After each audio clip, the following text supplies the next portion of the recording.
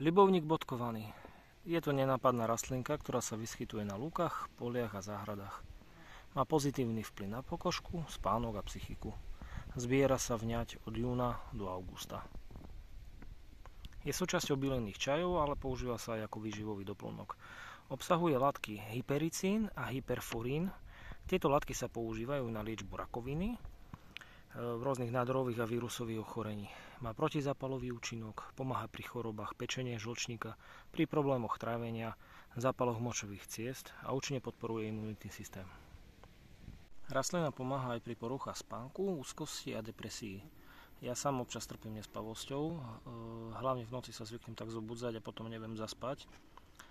Trvá to tak pár dní, takže väčšinou v tej dobe si pripravujem z ľubovníka čaj večer pred spaním, prípadne si robím taký mix alebo zvyknem striedať ľubovník, medovku, prípadne valeriánu a toto im potom zvykne pomáhať.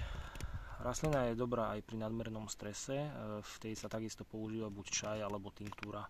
Čaj je možné si aj bežne zakúpiť v lekárni.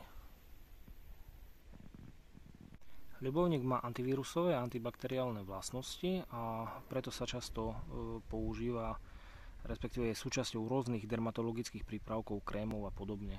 Pomáha pri hojení rán, popálení na modrín, môže sa natrieť na pokožku napríklad vo forme oleja, ale vtedy treba si dať pozor, pretože sa netreba vystavovať slnku, pretože by vám pokožka mohla zčervenieť. Rovnako si nemôžete potrieť aj spálenú pokožku v prípade nadmerného opálenia. Olejom si tiež môžete napríklad aj potrieť spánky. To pomáha pri migrénach a neurózach, pretože bylina má preukázateľne ukľudňujúce a antidepresívne účinky. Olej sa môže použiť aj napríklad pri masážach chrbta a svalov. Ja osobne to používam skôr na potieranie krížov, prípadne keď ma bolí koleno. U tehotných žien môže spôsobiť zvýšené riziko potratu. Rovnako aj pri dojčení by to mohlo spôsobiť u dieťaťa skrze mlieko koliku, ospalosť, takže takisto tehotným a dojčiacim ženám sa to veľmi neodporúča. Keď si chcete vytvoriť ľubovníkovú tinktúru, tak do čistej fľašky si potrhujete kvietky, ktoré zalejete samozrejme alkoholom.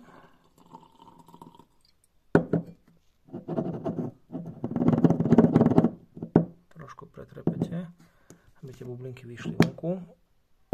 Nechajte to macerovať aspoň mesiac, potom to scedíte a uzavriete to do tmavej fľaši a budete to používať povedzme 10 kvapiek večer pred spaním.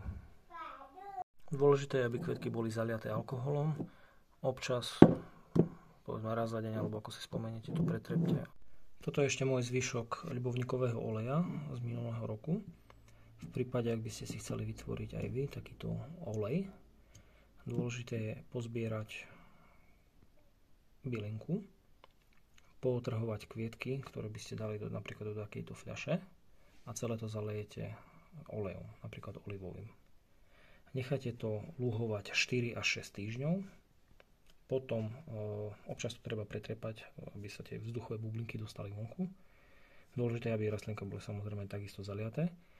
Potom po 4 až 6 týždňoch to scedíte cez nejakú gázu, vytlačíte všetku tú šťavu a prelejete do čistej fľaše a budete to udržiavať v nejakej tmavej miestnosti v špajzi alebo niekde v skrini.